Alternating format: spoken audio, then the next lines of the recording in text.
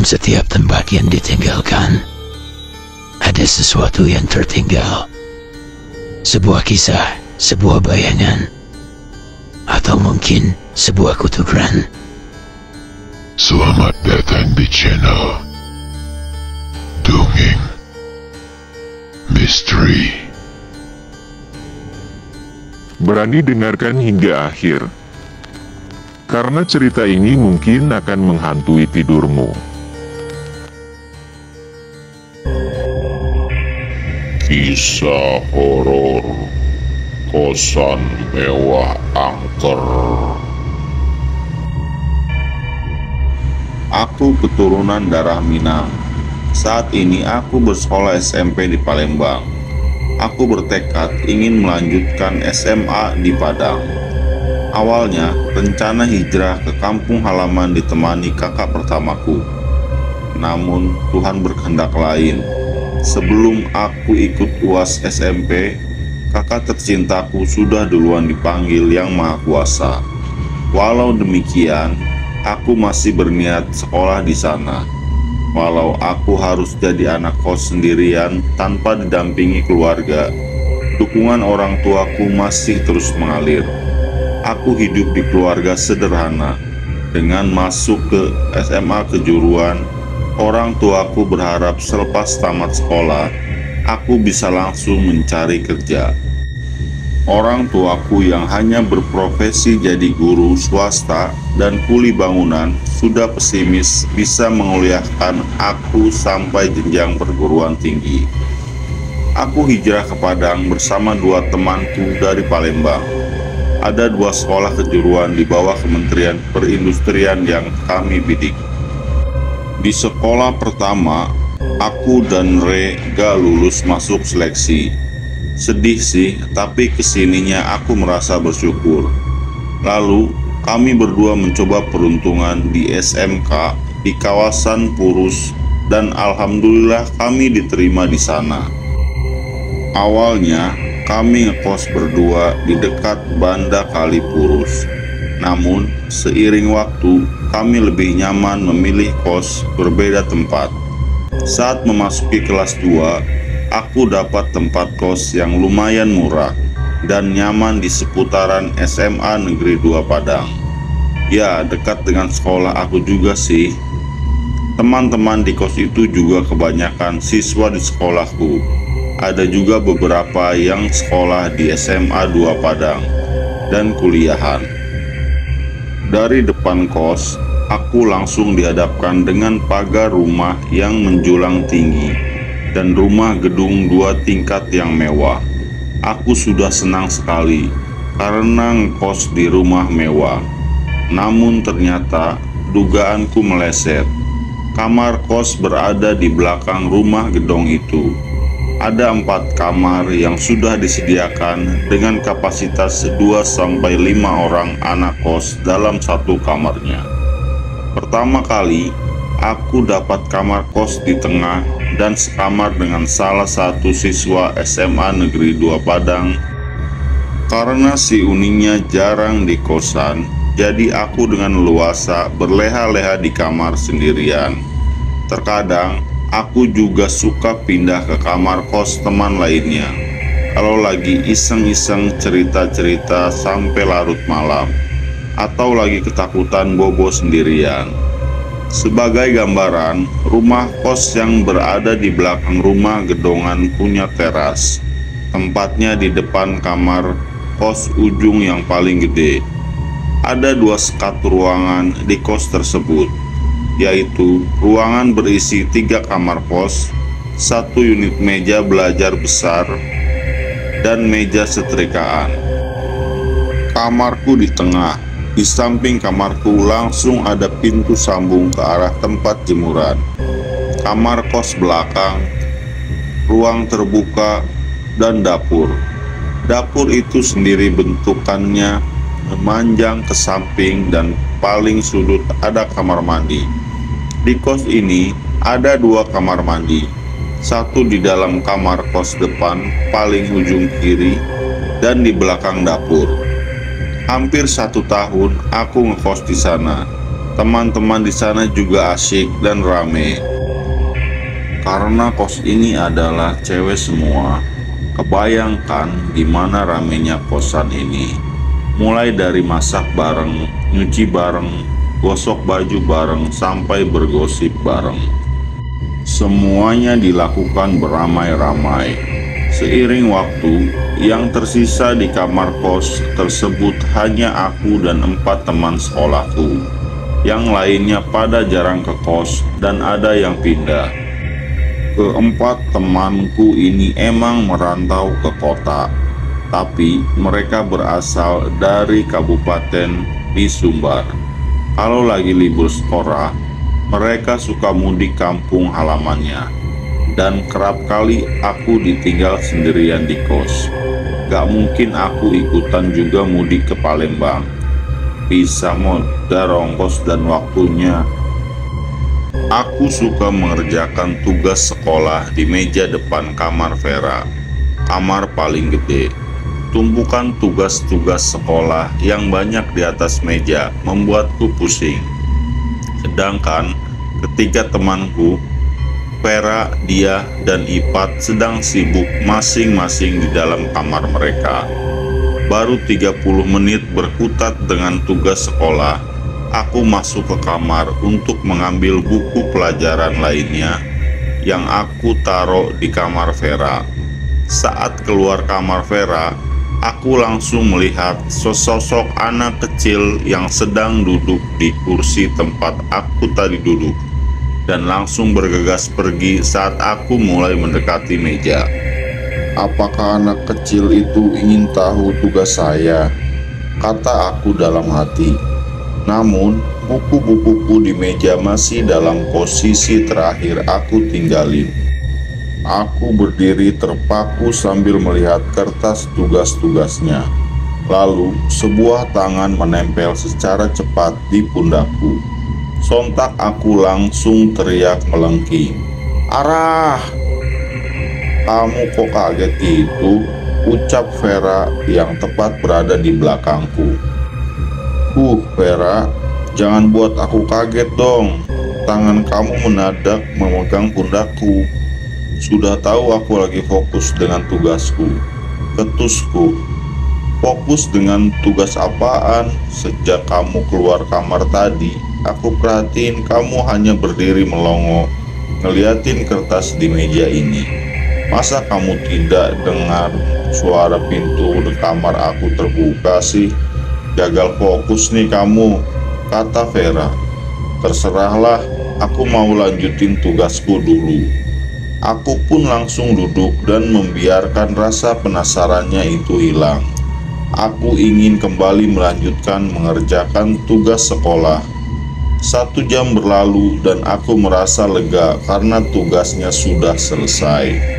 Di meja belajar itu, ada cermin kecil punyaku yang lupa aku bawa ke kamar lagi. Aku pun iseng untuk berkaca melihat bagaimana wajah kusut seharian ngerjain tugas kimia. Namun, kejadian aneh kembali terjadi. Saat seluruh wajah hingga kepalaku terpantul di cermin itu, aku melihat ada kepala lain yang menyembul di atas kepalaku. Kepala itu berambut hitam gelap. Aku merasa heran, kepala siapa yang ada di belakangku, yang juga ikut ngaca. Hanya terlihat rambut saja tanpa ada kening dan mata. Aku melihat lebih jeli di cermin itu, namun ketakutanku mengalahkan rasa penasarannya. Segera aku turunkan cermin dan usai sudah adegan ngaca-ngacanya. Perasaan aku gak enak, bulu kudukku pun berdiri dan ngerasa merinding gitu. Gak lucu dong, pas aku penasaran dengan sosok di belakangku, tiba-tiba dia nampakin matanya dan seluruh wajahnya. Mending kalau kenal atau cantik, lah kalau hancur dan ada belatungnya, bisa-bisa aku langsung kesurupan. Aku langsung menoleh ke belakang untuk melihat siapa yang sedang iseng mengerjaiku. Aku kira salah satu temanku sedang berada di belakangnya. Ternyata hanya aku sendirian di ruang depan itu. Teman-temanku masih sibuk di kamar masing-masing. Tapi aku terus penasaran.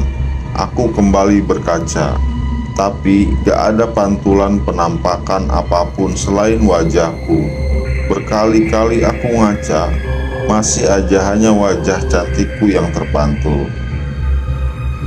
Sebelumnya, hanya kami berempat yang satu sekolah di kos ini.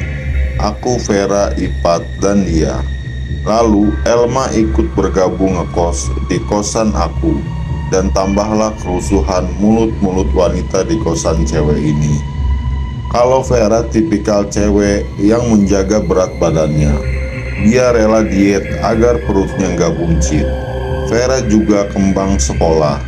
Wajahnya yang kayak orang India, hidungnya mancung, bodinya semok, menjadi idola hampir seluruh cowok di sekolah.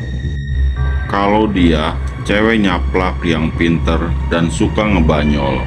Ipat juga tipe cewek yang humoris. Tapi kalau gak kenal, pasti orang ngira dia pendiam. Sedangkan Elma, walau tubuhnya kurus langsing, namun porsi makannya kayak cowok. Dan Elma jadi tandem aku kalau soal makan. Soal masak, teman-temanku paling doyan masak dan aku sering nebeng aja.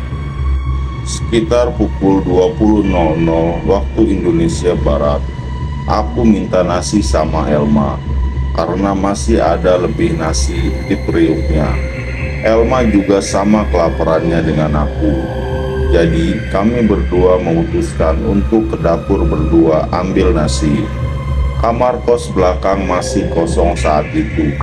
Jadi hanya ada aktivitas di kamar kos depan saja. Saat kami berjalan ke dapur, gak ada keanehan apa-apa. Tapi saat sudah berada di dapur, Elma sedang sibuk menyendok nasi. Aku mendengar ada suara cewek memanggil namaku. Ryu, Ryu, Ryu. 3 kali namaku dipanggil. Aku terdiam karena merasa ngeri. Aku nanya ke Elma, apakah dia mendengar suara? El, kamu dengar gak sih ada yang manggil namaku? Suara perempuan, El, tanyaku. Gak ada, jawab Elma singkat. Aku ingin menegaskan ke Elma bahwa suara itu jelas terdengar. Namun, melihat muka Elma yang sudah berubah tidak mengenakan. Akhirnya aku mengurungkan niatnya melanjutkan obrolan tersebut. Udah nih, yuk ke depan, ajak Elma. Kami pun segera bergegas ke depan kamar dan percakapan tersebut gak aku lanjutkan. Sabtu siang, aku memilih bersantai ria di dalam kamar. Jendela kamar yang terhubung dengan tempat jemuran sudah terbuka sejak tadi pagi. Aku memilih untuk menghabiskan hari dengan membaca novel yang baru aku pinjam dari teman sekolahku. Posisiku saat ini membaca tepat berada di samping jendela kamar, di atas kasur dan bersender di dinding kamar. Kasur aku langsung menghadap ke pintu kamar. Jadi hanya ada 2 tempat masuk di kamar, yaitu pintu atau dari jendela. Aku ingat betul ya, di kamar hanya aku sendirian dan pintu kamarku tutup dan kunci. Agar gak ada teman-teman usilku masuk gangguin aku lagi khusyuk membaca. Ngindarin digangguin sama teman kosku, yang gangguin malah hantu penunggu kamar kosku. Kebayangkan kalau lagi di kamar sendirian dengan ruang sempit, tiba-tiba ada sosok makhluk astral nampakin diri di depan wajahku. Saat aku sedang fokus membaca novel, mataku melihat samar-samar sosok Vera mendekatiku dari depan pintu kamar. Aku pun kaget dan langsung melihat ke arah Vera. Tapi gak ada siapapun. Pintu kamarku juga masih tertutup rapat, dikunci malah.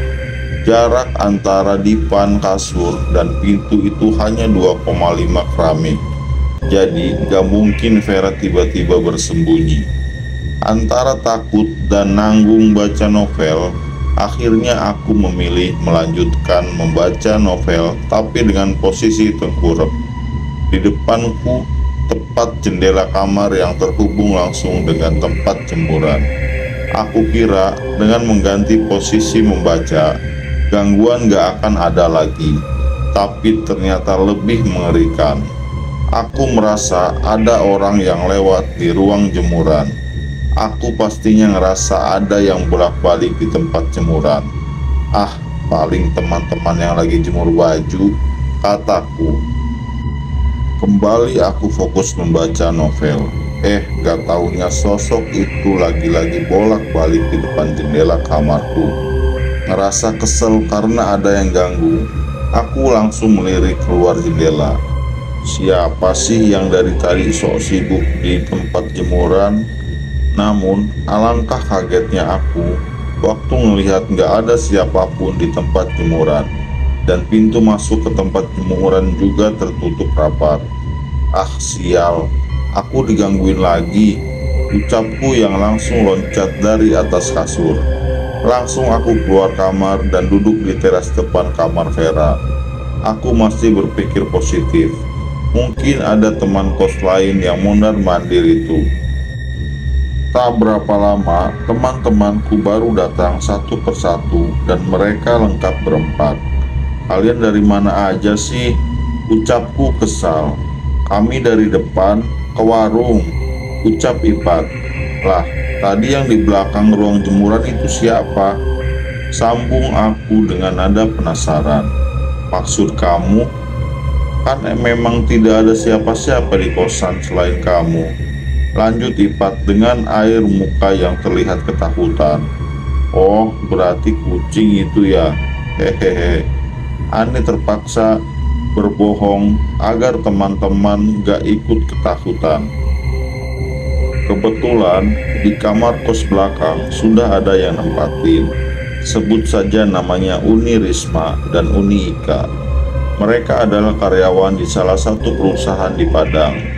Aku gak terlalu nanya sih perusahaan apa, karena mereka juga jarang pulang ke kosan. Kebetulan malam minggu itu, Uni Ika mudik ke kampung halamannya. Begitu juga dengan teman-temanku yang lain, juga mudik. Di rumah kos segede itu, tinggallah aku dan Uni Risma aja berdua.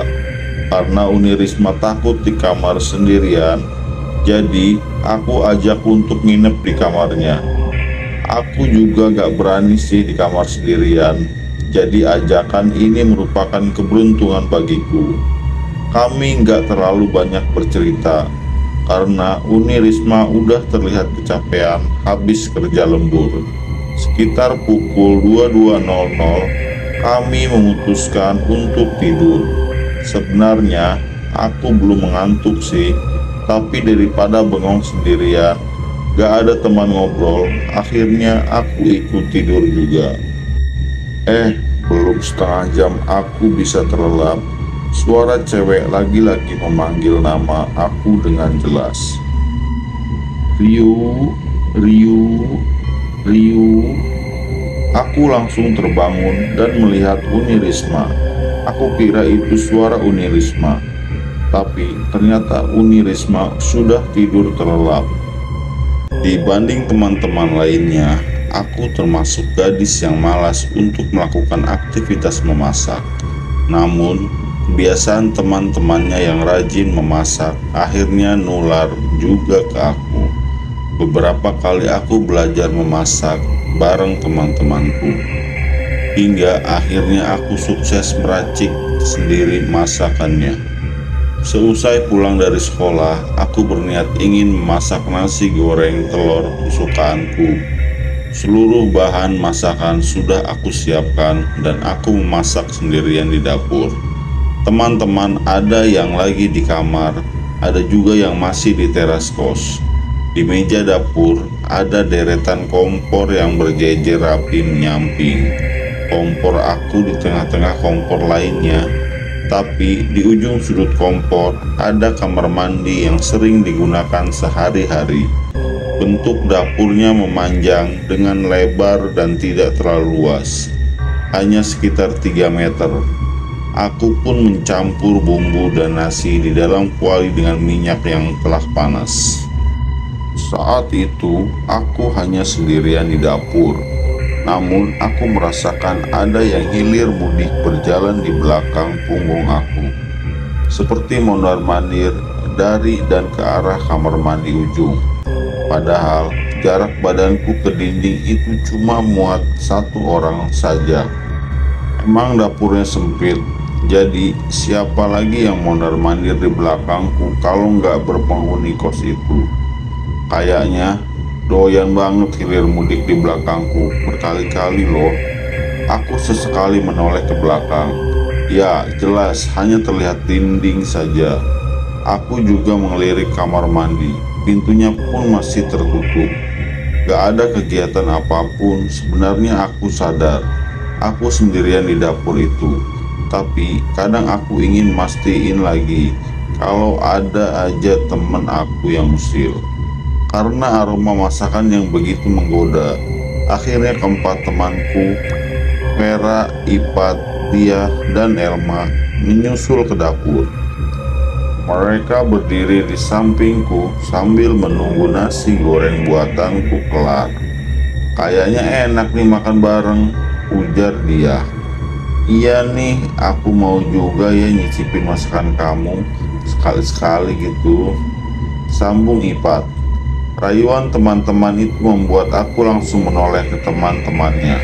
Namun alangkah kagetnya aku, yang berbaris di sampingku bukan 4 orang, tapi 5 orang. Aku nggak tahu siapa yang berdiri paling ujung, tapi terlihat jelas itu cewek. Kayaknya seusia kami-kami dan menggunakan pakaian biasa. Gak terlalu kelihatan jelas wajahnya kayak gimana, karena aku gak berani menatapnya langsung, sama kayak teman-teman lain. Dia juga mencondongkan kepalanya untuk melihat lebih jelas apa yang aku masak. Akhirnya aku buru-buru menyelesaikan masakanku dan langsung membawa ke depan. Aku berjalan cepat meninggalkan teman-temanku, dan Mbak Hantu itu gak tahu deh dia ikutan atau enggak. Aku gak berani menoleh ke belakang lagi. Untung aja dia ada di barisan terakhir. Kalau ada di sampingku benar, bisa loncat-loncat aku. Cerita sosok mondar-mandir di belakangku menuju ke kamar mandi itu kayaknya emang bermasalah di kamar mandinya deh. Atau juga bisa jadi emang rumahnya yang berhantu. Pernah sekali waktu aku mencuci baju di kamar mandi belakang. Karena dia belum pulang, jadi aku nggak bisa numpang ke kamar mandi di dalam kamar dia. Saat aku sedang sibuk mencuci baju di kamar mandi belakang, aku emang udah ngerasa nggak nyaman di kamar mandi itu. Tapi cucian keburu direndam, jadi aku harus segera mencuci. Tiba-tiba aku mendengar ada jejak langkah kaki sedang menuju ke kamar mandi. Aku pikir itu salah satu teman-temanku. Saat kepalaku menengok keluar kamar mandi, tidak ada siapapun, dan langkah kaki tersebut bukan sekali 2 kali didengar. Namun, setiap aku sibuk mencuci baju di dalam kamar mandi, karena ketakutan, aku langsung sesegera mungkin menyelesaikan cuciannya dan membawa ke ruangan jemuran untuk dijemur. Setelah selesai, aku langsung bergabung dengan teman-teman dan melupakan kejadian langkah kaki misterius tersebut. Sejak saat itu, aku tidak berani menggunakan kamar mandi belakang jika ia sendirian. Lebih baik aku ke kamar mandi dia saja. Biar deh ngantri lama. Kalau ke dapur juga, aku selalu minta ditemani sama teman siapa saja. Gak berani lagi sendirian. Malamnya, aku dan keempat temanku memilih bersandar gurau di ruangan depan, tepatnya di depan kamar kos kami. Karena udah lama nggak main karet, kami akhirnya main loncat karet. Saat aku kebagian memegang karet itu, aku melihat dengan jelas sosok mbah hantu terbang di depan kamarku.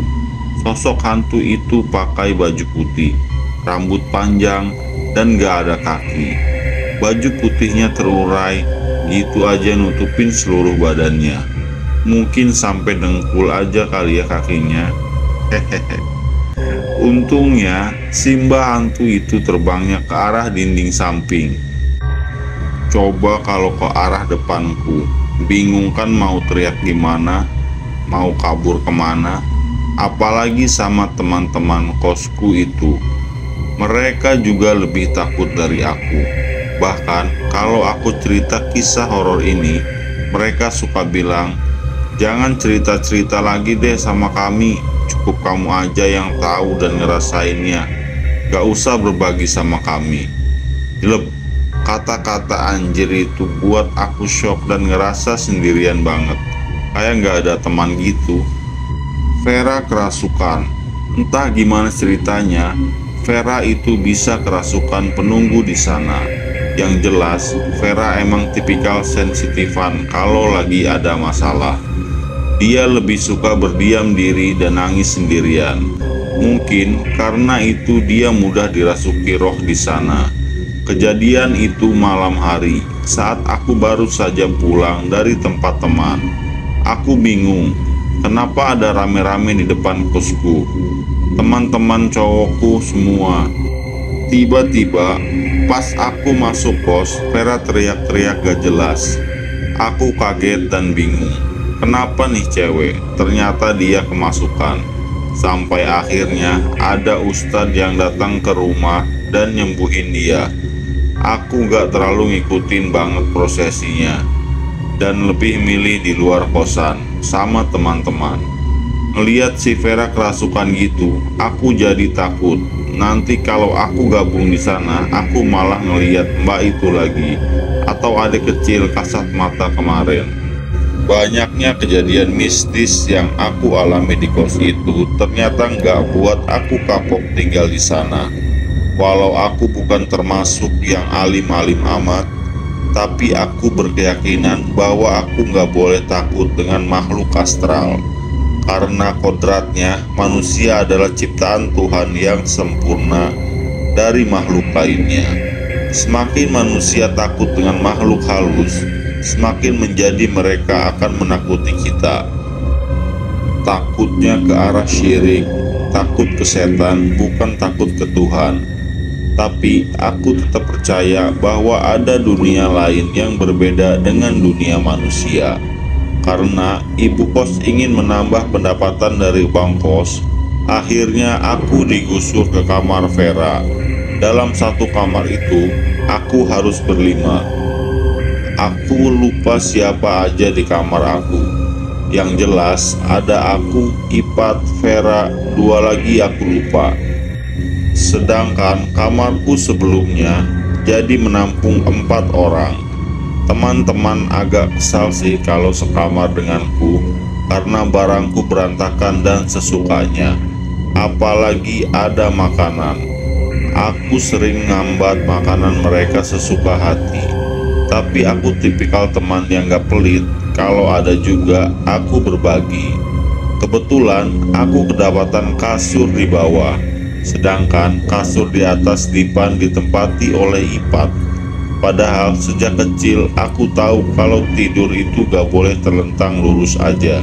Harus ada bantal atau guling di atasnya, atau menghadap ke samping. Pokoknya gak boleh terlentang. Jadi malam itu kami berlima terlelap tidur di kasur masing-masing. Karena aku tipikal orang yang tidurnya rusuh, suka gonta-ganti gaya tidur gitu. Maksudnya posisi tidur.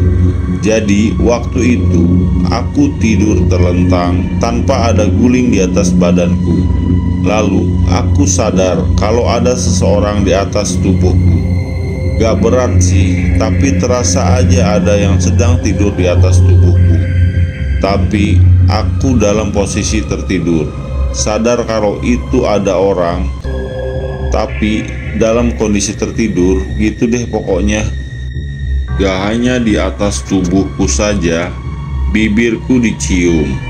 Aku ngerasain banget kalau mulutku lagi dicium mesra oleh seseorang. Aku kira aku bermimpi, tapi ciuman itu terasa nyata bersentuhan dengan bibirku. Ngerasa ada yang aneh, aku berusaha bangun, tapi sulit sekali rasanya. Ya, ini yang dinamakan ketindihan. Aku berusaha keras untuk bangun, dan akhirnya hentakan dalam diriku langsung membangunkanku dari mimpi buruk itu. Aku langsung mengucapkan dan membaca doa-doa pendek yang aku hafal. Nafasku ngos-ngosan. Hal pertama yang aku lakukan adalah menyentuh bibirku. Memang gak ada bekas apa-apa, tapi terasa banget kalau aku habis dicium. Masih dalam posisi tidur, aku lihat di sekeliling kamar. Gak ada siapapun. Semua teman-temanku masih tidur terlelap semua. Pintu kamar juga terkunci rapat. Jadi, siapa yang melakukan itu? Saat aku tamat sekolah, aku baru tahu kalau yang sering mencumbui cewek dalam tidurnya adalah genderuwo. Astagfirullah. Aku nggak kebayang aja kalau saat itu aku tahu kalau itu adalah genderuwo. Nggak tahu deh gimana syoknya jiwaku. Untung aja aku nggak ada penampakan apapun malam itu. Terusir dari kosan. Ya, kemalasan dan terlalu cuek membuat aku harus terusir pertama kali dari kosan ini. Walau tempatnya seram, tapi aku sudah merasa nyaman tinggal di kosan itu. Apalagi sama teman-teman yang kocak dan lucu-lucu. Suatu pagi, aku nyetrika baju seragam putihku yang masih basah. Karena aku baru nyucinya malam hari, jadi gak terlalu kering. Biasanya ini kami lakukan kalau lagi kepepet dan gak ada baju lain. Sialnya, saat aku lagi nyetrika, ibu kos ngelihat aktivitasku. Emang sih, nyetrika baju basah buat setrikaan cepat rusak. Ryu, kamu ngapain nyetrika baju basah? Kalau baju kamu basah, dijemur, bukan disetrika gitu, ujar ibu kos dengan nada marah. Aku hanya diam aja, karena ketangkap basah di depan matanya. Mulai besok, kamu cari kosan baru sana, dan gak usah ngekos di sini lagi, tegas ibu kos. Aku yang waktu itu muka badak hanya cuek aja sembari setrika baju seragamku. Aku hanya mengangguk aja karena aku lagi buru-buru mau masuk sekolah.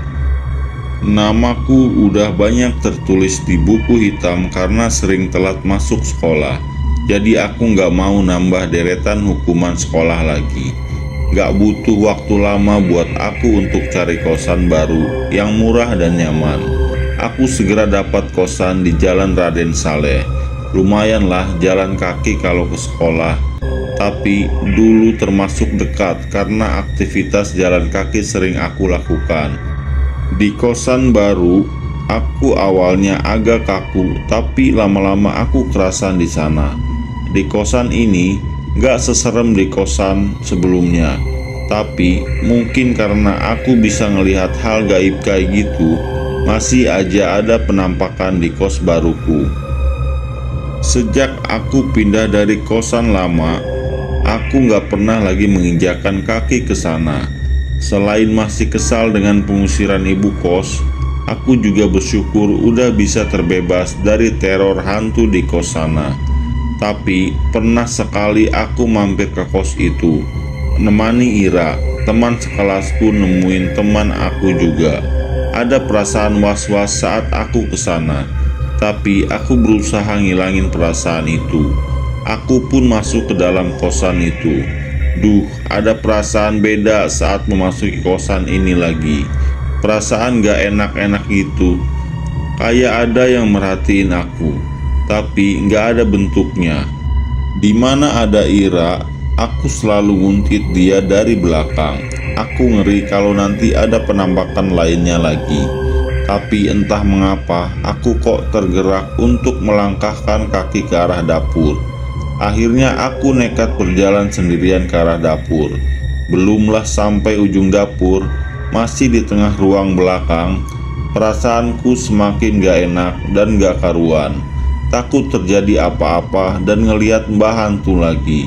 Akhirnya aku memutuskan untuk keluar kos dan menunggu Ira di teras kosan. Gila, auranya masih saja kental, walau aku gak tinggal di sana. Ini ternyata kisah di balik misteri rumah kos angker. Walau aku sudah gak tinggal di sana lagi, tapi aku penasaran dengan kisah yang pernah terjadi di sana. Meskipun cerita dari tetangga dan mantan kos di sana nggak bisa dimembuktiin itu benaran, tapi setidaknya aku bisa dapat informasi dari mereka. Kebanyakan cerita mereka sama. Ternyata ibu kos dan keluarganya bukan pemilik rumah gedong dan rumah kos itu. Mereka diamanatkan untuk menunggu dan mengelola rumah itu oleh si pemilik rumah. Sampai sekarang aku nggak tahu siapa yang punya rumah itu. Yang jelas rumah itu kayaknya udah lama dan memang punya orang lama. Dari cerita yang aku dapatkan, dulunya rumah itu pernah dihuni satu keluarga. Mereka punya beberapa anak. Salah satunya anak laki-laki yang kisaran usianya 10 tahunan. Suatu hari, anak laki-laki mereka hilang entah kemana. Orang tua dan keluarga besar mereka berusaha mencari di mana keberadaan sang anak tercinta. Sampai ngelapor ke polisi juga untuk mengusut kasus hilangnya anak mereka. Seiring waktu berjalan, sang anak tidak ditemukan. Kalaupun meninggal, tubuhnya juga nggak ditemukan. Sejak saat itulah keluarga itu pindah dari sana. Gak tahu deh, yang kehilangan anak itu emang yang punya rumah atau ngontrak di sana. Dari yang aku tanyain ke beberapa orang, mereka menceritakan hal yang sama. Setelah aku dengar ceritanya, memori aku langsung teringat saat aku melihat penampakan anak kecil yang duduk di kursi ruang depan saat aku lagi ngerjain tugas. Apa jangan-jangan anak itu udah meninggal dan gentayangan? Wallahu alam. Ternyata gak cuma aku yang ngerasain, ada penghuni lain di kos itu. Anak kos yang baru juga pernah melihat penampakan itu juga. Tapi yang diceritain ke aku, dia ngelihatnya di teras kosan, bukan di dalam kosan. Sebut aja Indah, anak kosan baru itu. Indah menunggu teman-teman sekampusnya untuk datang ke kosan. Kamar Indah di kamar depan yang paling besar. Di depan kamar itu, depannya langsung ke teras kosan. Jendela kamarnya bening, jadi bisa ngelihat aktivitas di teras luar. Siang itu, dia ngelihat dari dalam kamar kos kalau dua temannya, Rani dan Mike, bersama satu orang cewek lainnya yang gak ia kenal sudah datang ke kosannya. Mereka menunggu di teras kosan. Mereka memang berniat mau keluar rumah. Indah pun bergegas keluar kos dan langsung menghampirinya. Ran, kayak mana temanmu satu lagi? Tanya Indah ke kedua temannya. Teman yang mana Indah? Kan kita emang janjian berdua doang kesini. Lah, tadi aku ngelihat dari dalam kamar kalian bertiga datang, satu lagi cewek pakai jilbab, gak tahu siapa, aku gak kenal. Itu temanmu juga kan? Lanjut Indah. Cewek berjilbab. Kita dari tadi berdua aja kok datangnya, gak ada siapa-siapa selain kami pas masuk dari gerbang kos, kata Wike. Ah, gak mungkin, aku ngelihat jelas kok. Kalian dari tadi berjalan bertiga berbarengan. Masa aku salah lihat? Jelas kok kalian bertiga bukan berdua, tegas Indah. Kamu ngawur dah, kita dari tadi berdua doang, malah dari kampus tadi, sambung Rani. Udah deh Indah, jangan buat kami takut deh, yuk jalan. Daripada kamu ngomongnya ngawur mulu, tutur Wike. Sejak kejadian itu, Indah gak berani sendirian dalam kosan.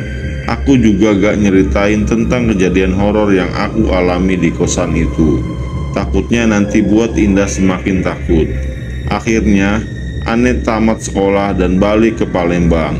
Beberapa kali aku juga ke Padang, tapi nggak ada niat sekalipun untuk silaturahmi ke ibu kos atau menyambangi kos angker itu. Terima kasih sudah menonton sampai habis. Jangan lupa subscribe, like, komen, dan share.